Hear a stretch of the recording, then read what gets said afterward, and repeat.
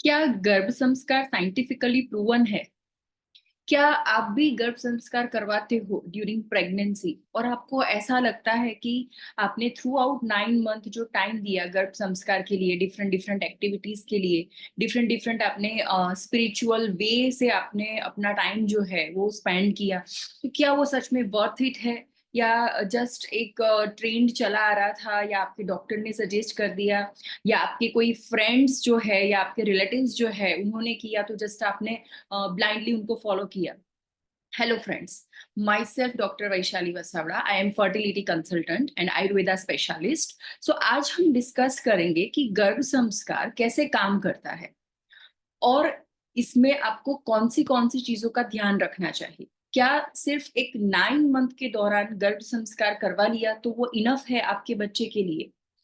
सो गर्भ संस्कार जो है उसका ट्रेंड पिछले 10-15 सालों से बहुत ज्यादा हो रहा है, स्पेशली इन बिग सिटीज। क्योंकि पेरेंट्स जो है वो अभी बहुत अवेयर हो रहे हैं अपने बच्चों के फ्यूचर को लेके, अपने बच्चे के परफॉर्मेंस को लेके, जो पहले इतना नहीं था। अभी के टाइम में एक फर्टिलिटी ही एक बहुत बड़ा इश्यू है। हम अगर रेशियो निकाले तो इनफर्टिलिटी यानी कि बच्चा ना होने की संभावनाएं या ऐसी कंडीशंस सोसाइटी में बहुत बढ़ रही है। तो ऐसे में और इवन स्मॉल फैमिली नॉर्म्स, लोग पहले जो थे एक ही फैमिली में 3 बच्चे 4 बच्चे या मैक्सिमम टू मैक्सिमम इवन कई फैमिलीज में 10 बच्चे भी होते थे। लेकिन आजकल ऐसा नहीं है।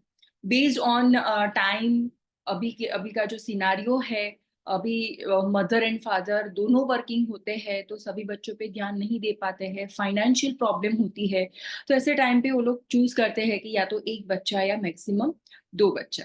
तो ऐसे में उनको ये भी कंसर्न रहता है कि उनका बेबी जो है वो साइकोलॉजिकली स्मार्ट हो, फिजिकली फिट हो और हर एक डायरेक्शन में वो अपना बेस्ट परफॉर्मेंस दे सके। तो ऐसे में धीरे धीरे करके फिर गर्भ संस्कार का जो ट्रेंड है वो बहुत ही अस्तित्व में आया। ये जो गर्भ संस्कार है वो सालों से सदियों से, हम ये नहीं कह सकते कि पर्टिकुलर ईयर से या ऐसे उसकी शुरुआत हुई।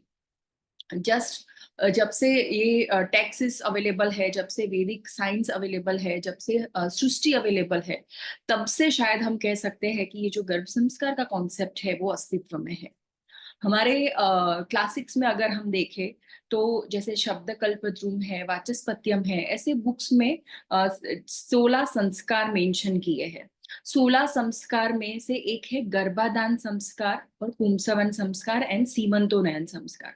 इतने संस्कार जो है वो बिफोर प्रेगनेंसी और ड्यूरिंग प्रेगनेंसी जो है फॉलो होते हैं।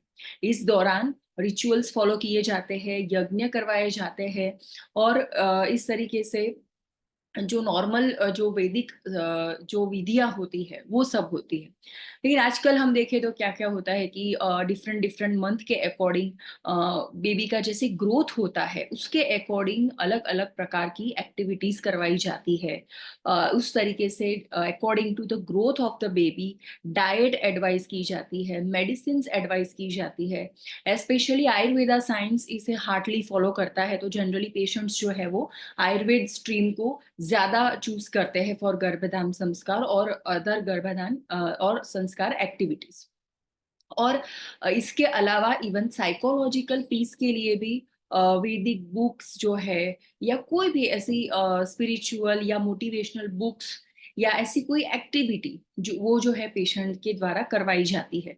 जैसे योग में योग है, प्राणायाम है, ये सारी एक्टिविटीज जो है वो पेशेंट की कैपेसिटी के अकॉर्डिंग हम सजेस्ट करते हैं।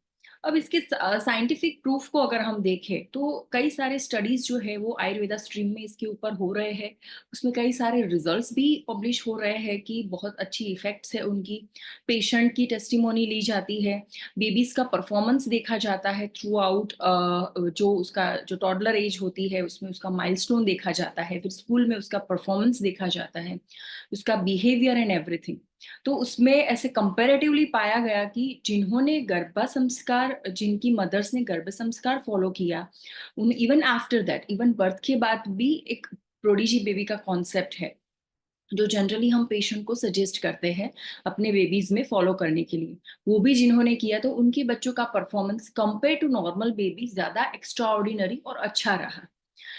एंड अगर हम और इसके लिए टेक्सचुअल प्रूफ की अगर हम बात करें तो अष्टांग हृदय एंड अष्टांग संग्रह एक आयुर्वेद की जो दोनों टेक्स्ट बुक है उसमें एकदम क्लियरली लिखा हुआ है कि जो मदर का जो दुख है, मदर का जो सुख है, मदर जो सांस लेती है, मदर जो सांस बाहर निकालती है, मदर जो भी कुछ फील करती है वो सब कुछ उसका बेबी फील करता है एज इट इज। अगर मदर हैप्पी है, बहुत खुश है, तो बच्चा भी बहुत खुश है।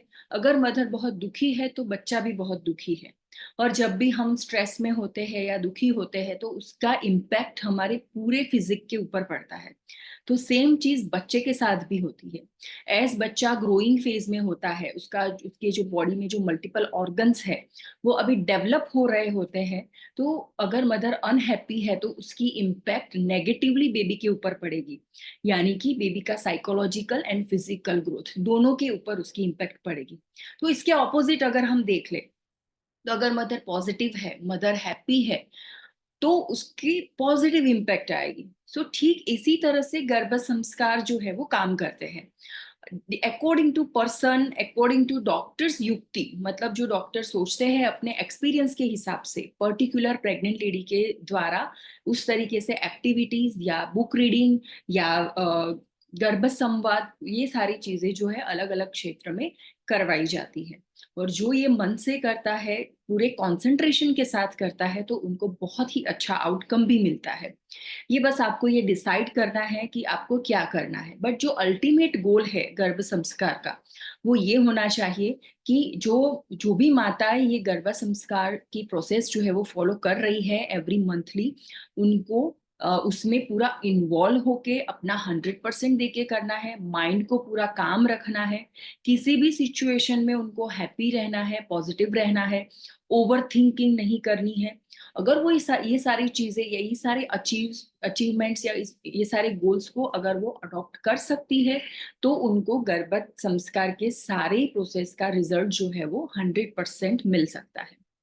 लेकिन अगर पूरा आपने परफेक्टली फॉलो किया गर्भ संस्कार के सारे प्रोसेसेस, सारी एक्टिविटीज, सब कुछ रीडिंग भी किया आपने, योग प्राणायाम भी किए, लेकिन आपका जो मन है उस दौरान कहीं और भटक रहा है, या उस दौरान भी आप अगर स्ट्रेस में हो, आप अच्छी तरीके से फोकस करके ये सारी चीजें नहीं कर रहे हो, तो जरूरी नहीं कि आपको उसका रिजल्ट मिले ही। सिर्फ मियरली एक्टिविटी करके या मियरली इसके क्लासेस अटेंड करके आपको रिजल्ट मिल जाएगा, ऐसा नहीं है। इसमें आपको आपका जो फोकस है वो 100% देना पड़ता है। और अगर हम मेडिकल साइंस की बात करें तो उसमें भी हम देखते हैं कि बेबी जो है वो प्लेसेंटा एंड नाभि नाड़ी, यानी कि जो अम्बिलिकल कॉर्ड है उसके द्वारा मदर के साथ कनेक्टेड होता है। तो यहाँ पे क्या है कि जो भी हम एक्टिविटी करवाते हैं, जो भी हम सब मेडिकेशंस देते हैं, वो सब साइकोलॉजिकली वर्क करती है। लेकिन व्हाट अबाउट फिजिक, जो मंथली उसका जो ग्रोथ है उसके ऊपर भी हमें फोकस करना चाहिए। तो इस तरीके से आयुर्वेद साइंस में गर्भिणी परिचर्या, यानी कि एवरी मंथ में कैसी डाइट लेनी चाहिए, यहाँ तक भी मेंशन किया है। फॉर एक सिंपल एग्जांपल है कि सेकेंड ट्राइमेस्टर, यानी कि 4, 5, 6 मंथ के दौरान जो बेबी के बोन्स है, बेबी में जो उसके जो मसल्स है उसका डेवलपमेंट बहुत ज्यादा होता है। तो ऐसे टाइम पे खास करके कर्ड हो गया, फिर मक्खन यानी कि बटर है, वाइट बटर, उसका यूज ज्यादा करने के लिए बोला है आयुर्वेद साइंस ने। और कर्ड एंड वाइट बटर दोनों में कैल्शियम की मात्रा ज्यादा होती है। तो और अगर आयुर्वेद प्रॉपर्टी से अगर हम बात करें तो उसमें जो पृथ्वी महाभूत है उसका जो टेस्ट है उसके अकॉर्डिंग, जो उसकी जो अस्थि धातु है, उसका जो मांस है, जिसे हम मजल या बल्क डेवलपमेंट कहते हैं, वो उसे इंक्रीज करता है। क्योंकि एक सिद्धांत है कि सामान्यम वृद्धि कारणम, अगर आप दोनों इक्वल प्रॉपर्टी की चीजें खाते हो तो बॉडी में उसकी मात्रा ज्यादा होती है। तो यहाँ पे भी यही कॉन्सेप्ट है। So this is the reason कि वाई अकॉर्डिंग टू, जब initial first, second and third month में बेबी का ब्रेन डेवलपमेंट या उसका जो न्यूरोलॉजिकल डेवलपमेंट है वो ज्यादा प्राइम लेवल पे होता है। तो उस दौरान भी क्लासिक्स में आचार्य ने कहा है कि मदर को मधुर यानी कि sweet product, this sweet doesn't refer to sugar, not only sugar, बहुत सारी चीजें ऐसी है जिसमें से आपको स्वीटनेस या ऐसे कोई जो उसकी जो प्रॉपर्टी है वो मिल सकती है। देन शीत यानी कि कोल्ड पोटेंसी, जो टच में कोल्ड नहीं है लेकिन इंटरनली जो हमारी बॉडी में इफेक्ट है वो उसकी कोल्ड होनी चाहिए। एंड द्रव, द्रव यानी कि लिक्विड, ज्यादा से ज्यादा लिक्विड लेने के लिए कहा गया है। सो ये ऐसे कई सारे एग्जांपल्स है, पूरी इसकी परिचर्या है जिसके बारे में हम नेक्स्ट वीडियोस में डिस्कस करेंगे।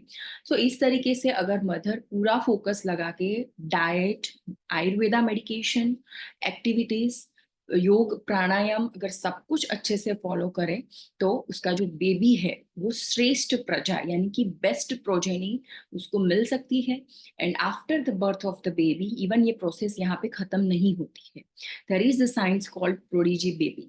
सो इवन आफ्टर दैट आपके बेबी को आप जो भी डायरेक्शन में ले जाना चाहते हो उस पर्टिकुलर डायरेक्शन में उसे रिपीटेड प्रैक्टिस एंड उसका फोकस जो है वो बढ़ाना चाहिए। Thank you so much for listening. You can subscribe this channel and you can share this video amongst all your friends, especially mothers, especially new mothers, जिनको गर्भ संस्कार की अवेयरनेस की बहुत जरूरत है। Thank you so much.